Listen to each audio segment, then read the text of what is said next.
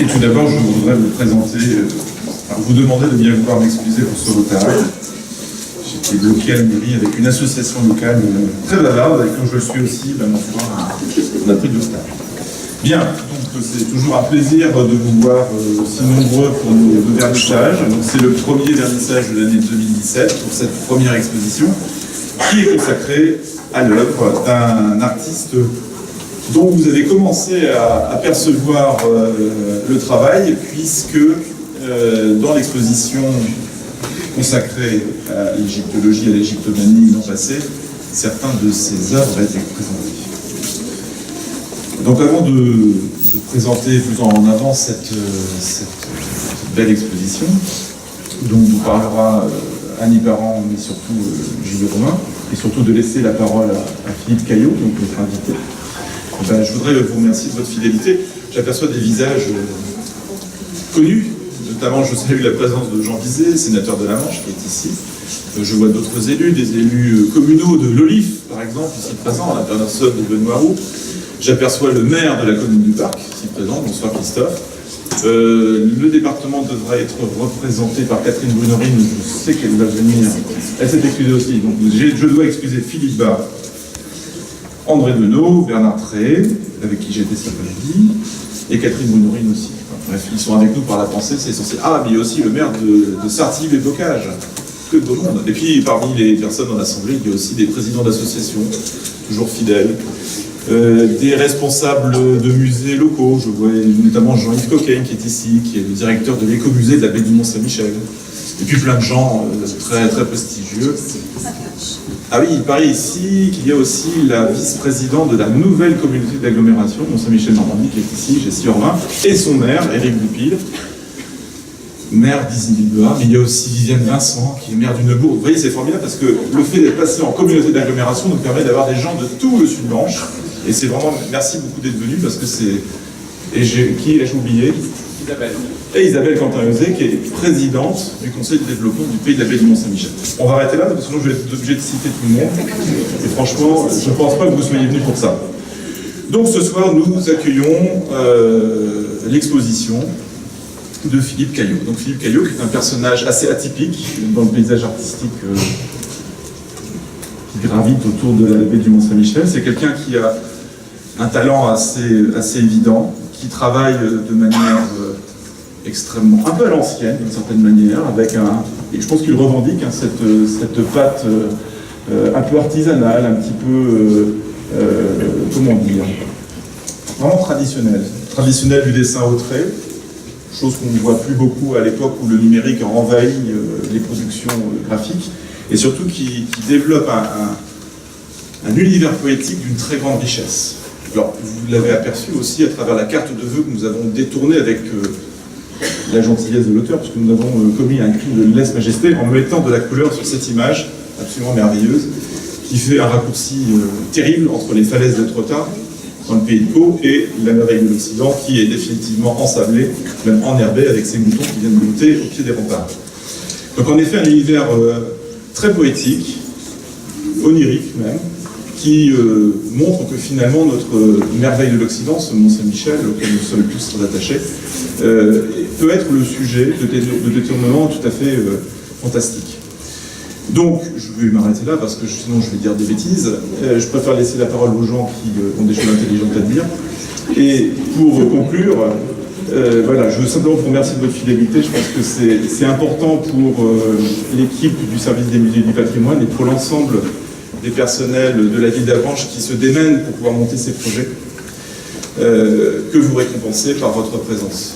Et que vous récompensez aussi par ce travail de bouche à oreille que vous allez accomplir autour de vous, autour de vos proches, et qui consistera simplement à dire à ces personnes que vous côtoyez qu'il est essentiel de venir au Scriptorial pour découvrir cette exposition de Philippe Caillot, mais aussi toutes celles qui suivront à l'avenir. Donc merci Julie pour votre implication, pour l'implication de toute l'équipe, qui permet de faire vivre la culture à Avranches, mais bien au-delà également, puisque nous travaillons maintenant à l'échelle d'un grand territoire, Mont-Saint-Michel-Normandie.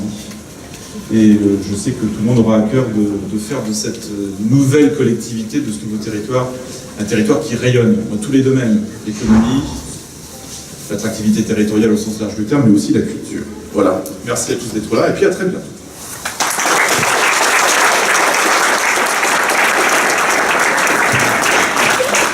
Bonsoir à tous.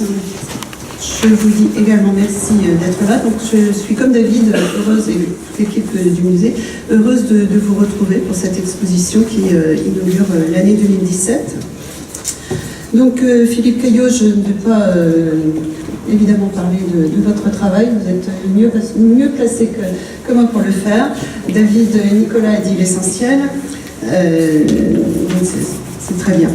Alors, cette inauguration correspond à deux jours près à la réouverture du scriptorial, après un mois de fermeture, d'interruption de présentation des collections. Alors, que se passe-t-il quand un musée ferme ses portes? Est-ce que tout le monde part en vacances?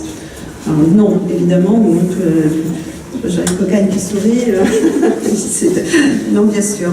Alors, moi, je vais vous parler ce soir de ce qu'a fait l'équipe pendant ce mois de fermeture, parce que je suppose qu'ici, il y a plein de personnes qui ont l'habitude de fréquenter un musée, mais qui ne connaissent pas particulièrement les coulisses et le travail eh bien, de l'arrière, donc en particulier lorsque un musée ferme ses portes.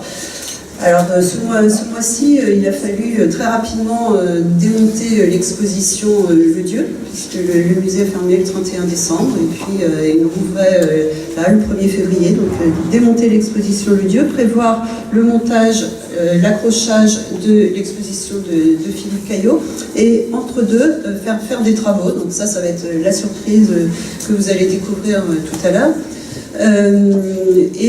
Pendant cette période, l'équipe en profite également pour faire un petit coup de toilettage sur le musée, c'est-à-dire le grand dépoussiérage des vitrines, des statues, de vérifier toutes les petites choses du parcours permanent. L'équipe en profite aussi pour travailler ensemble, c'est-à-dire se voir sur des temps de journée ou de demi-journée complets, tous réunis ensemble, et ça c'est non pas l'opportunité de le faire en temps ordinaire, puisqu'ils sont chacun sur leur mission. Donc ça c'est très important pour une équipe, pour travailler sur les projets, pour se former. Stéphane Lecouteux, le responsable de la bibliothèque patrimoniale, a pu ainsi former tous ses collègues à une connaissance plus approfondie des manuscrits, notamment ceux qui sont présentés pour cette nouvelle période de 3 mois. Vous allez, si vous en avez le temps, ou lorsque vous reviendrez, vous prenez le temps de lire les cartels, c'est très intéressant, et les manuscrits qui sont présentés ne sont pas forcément très spectaculaires lorsqu'on les regarde comme ça. Il n'y a pas forcément des belles enluminures, mais il y a des choses très très riches à découvrir dans les explications qui sont apportées par Stéphane Lecouteux. Donc j'ai parlé du ménage, de l'inventaire de la boutique que j'ai oublié, mais ça aussi ça prend du temps aux agents. Le travail, la formation. Donc certains membres de Anne notamment et Céline sont partis la semaine dernière présenter une animation qu'elles avaient proposée lors de l'exposition Le Goût de l'Égypte à une journée de formation proposée par le Centre régional des lettres. Donc c'est l'occasion de rencontrer des collègues, d'entretenir aussi des relations avec des partenaires. Donc voilà une partie du travail de l'équipe pendant ce mois de fermeture. Il a fallu, et ça n'a pas été une corvée loin de là, mais le ministère de la Culture a lancé ce 14 janvier une nouvelle manifestation appelée la Nuit de la lecture. L'équipe de la bibliothèque notamment, et Anne, donc responsable du service du public, s'en est emparée en partenariat avec la bibliothèque intercommunale, et ont organisé un marathon de la lecture. Je ne sais pas si vous avez eu l'occasion d'y assister ou d'y participer. En tout cas, pour une première édition, ça a été un franc succès, puisqu'au Fonds ancien, de 18h à minuit, se sont succédés environ 100 personnes qui sont venues soit lire, soit écouter, et à la bibliothèque intercommunale, c'est 200 personnes qui ont participé à cette première nuit de la lecture. Donc, félicitations à l'équipe, et puis je pense que cette manifestation va rencontrer beaucoup de succès, encore plus de succès dans les années à venir. Comme j'en parlais tout à l'heure avec Patricia Dagezac, elle me disait que, donc la responsable de la bibliothèque, elle me disait qu'elle a ressenti que les gens étaient réellement heureux lors de cette nuit de la lecture. Donc c'est aussi l'impression qu'on a eue et c'est très très bien. Alors voilà, j'ai fait le tour. Lors du dernier vernissage, Anne Tenaef vous avez présenté un petit peu ses actions. Et on avait parlé de l'animation Les Petits Curieux. Donc je crois que mercredi, c'était la 3e édition. Et voilà, 3e édition, le plein du public est fait. On pousse déjà les murs. Donc Anne, elle n'a pas de voix, elle ne va pas pouvoir parler ce soir, mais bravo et félicitations. Alors je voudrais terminer, alors ils ne sont pas là ce soir, je pense que c'est un peu dommage, mais je le comprends, par des remerciements appuyés et chaleureux aux agents des services techniques qui vous ont préparé une surprise pendant ce mois de janvier. Donc je vais les citer, ils ne sont pas là, mais il s'agit de messieurs Richard Prim et Michael Vaugrant, donc les peintres de la ville, Gilbert Poitvin et Jérôme Poirier, les menuisiers, qui sous la houlette attentive mais bienveillante de Julie et Pierre-Yves Paris ont travaillé, fait preuve de patience, de disponibilité, d'efficacité, parce qu'il a fallu en un temps très court bien révolutionner quasiment l'espace d'exposition temporaire. Donc, vous allez le découvrir tout à l'heure. J'espère que vous allez apprécier. Donc, je sais que Marion Tellier, la directrice des ressources humaines et bientôt directrice générale des services est là. Donc Marion, vous leur transmettrez nos remerciements. Voilà, bien écoutez, j'ai terminé. Donc vous voyez, un musée ferme, mais on ne s'ennuie pas pour autant. Et merci à toute l'équipe. Voilà, je vous...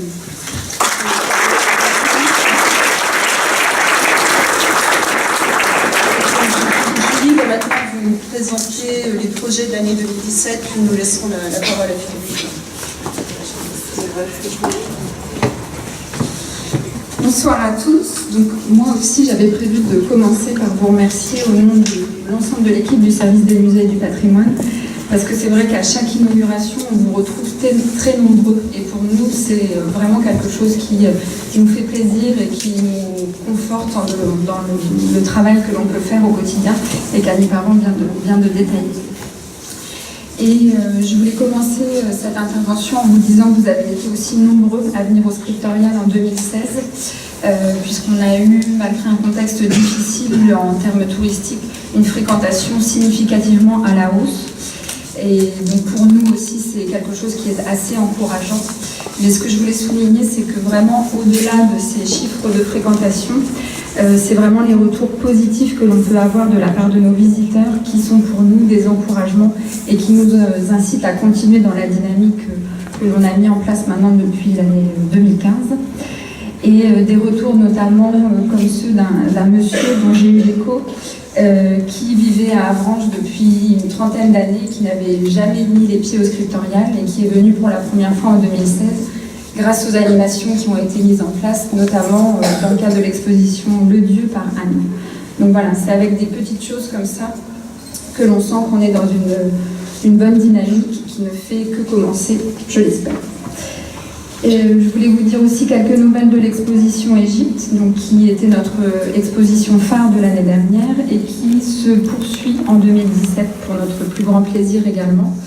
Actuellement, le meuble et les volumes de la description de l'Égypte qui appartiennent à la bibliothèque patrimoniale sont présentés au Palais des Beaux-Arts de Lille. L'exposition Le goût de l'Égypte va être présentée à l'espace culturel Les Dominicaines de Pont-l'Évêque à partir du 18 février. Donc c'est une manière pour l'exposition de continuer à vivre. Et enfin, elle va aussi inspirer une partie de l'exposition Voyage en Égypte qui sera présentée au musée de Normandie à Caen à partir du mois de juin. Voilà, donc c'est aussi pour moi et pour toute l'équipe un encouragement à continuer de s'investir sur ce type de projet un petit peu ambitieux. Et l'année 2017 à Avranches ne sera pas moins riche que l'année 2016. Alors je vais commencer par reprendre l'année à rebrousse-poil, puisque nous allons terminer l'année 2017 avec une exposition que l'on coproduit avec les archives de la Manche et qui sera une invitation à faire un voyage archéologique dans la Manche à la découverte des principaux monuments de notre département. Cet été, nous aurons la chance d'accueillir un ensemble exceptionnelles de sculptures médiévales qui viennent du Musée national du Moyen-Âge, le musée de Cluny, et qui viendront dialoguer avec les collections gothiques que conserve la ville d'Avranches. Et autre grand projet qui va voir sa concrétisation en 2017, c'est la mise en ligne de la bibliothèque virtuelle des manuscrits du Mont-Saint-Michel, qui est maintenant imminente, mais on vous tiendra de toute façon informé, et qui est un projet que l'on mène en partenariat avec l'Université de Caen. Voilà, donc comme vous pouvez voir, encore des projets d'envergure qui vont voir le jour en 2017, et j'espère que vous serez là pour les partager avec nous. Et puis pour commencer l'année, nous avons la chance de pouvoir accueillir un ensemble de dessins de Philippe Caillot. Donc comme vous l'a dit Monsieur le maire, on avait présenté déjà des dessins dans l'exposition Égypte, dessins qui faisaient le lien de manière très subtile entre la Normandie et l'Égypte. Et en prenant connaissance de ces dessins, j'ai donc appris qu'ils faisaient partie d'une série, les 36 vues du Mont-Saint-Michel, que Philippe Caillot a réalisé comme une citation à l'œuvre du graveur japonais Okuzai. Et s'est présenté assez rapidement l'opportunité de pouvoir vous présenter l'ensemble de la série. Donc j'espère que vous serez sensibles, comme nous l'avons été, à l'humour et à la poésie, et aussi parfois au sentiment de l'absurde que l'on voit à travers les dessins de Philippe Caillot, et que vous apprécierez l'exposition. Exposition qui va être animée par un certain nombre d'activités réalisées par le service des publics, donc par Anne et toute son équipe, qui a mis en place un espace enfant, des livrets de visite qui sont gratuits à la disposition du public, mais aussi des animations, visites guidées, ateliers autour de l'œuvre de Philippe Caillot. Voilà, merci pour tout ce travail. Je vais passer aux remerciements. Je vais d'abord commencer par remercier Philippe Caillot d'avoir accepté de nous prêter pour quelques mois ses dessins, d'avoir bien voulu s'en séparer, et aussi de la disponibilité dont il a fait preuve, parce que je sais qu'il est très sollicité actuellement. Donc voilà, il a quand même été disponible pour monter avec nous ce projet-là. Je vais remercier aussi toute l'équipe du service des musées et du patrimoine. C'est toujours moi qui parle, mais comme vous l'a dit Annie Parent, on est toute une équipe pour monter ces projets, parfois en un temps record. Et voilà, je tiens vraiment à les remercier pour leur investissement et leur solidarité qui est indéfectible. Je vais remercier aussi les services de la ville qui se sont investis de près dans la réalisation de cette exposition, à commencer par Ludovic Coudra et son équipe du service communication de la ville, qui est là-bas. Les services techniques aussi de la ville qui ont, vous allez le voir, donné un coup de frais à la salle d'exposition temporaire du scriptorial, ce qui n'était pas un mal. Sur les conseils avisés de Guénola Pasquet, qui est par ici et que je remercie beaucoup également pour sa disponibilité. Et je remercie également le service gestion des locaux qui a organisé le petit buffet qui vous sera donné dans quelques minutes. Voilà, donc je vais laisser la parole à Philippe Caillot maintenant. Je vous souhaite bienvenue au scriptorial encore une fois et bienvenue dans l'univers de Philippe Caillot. Merci.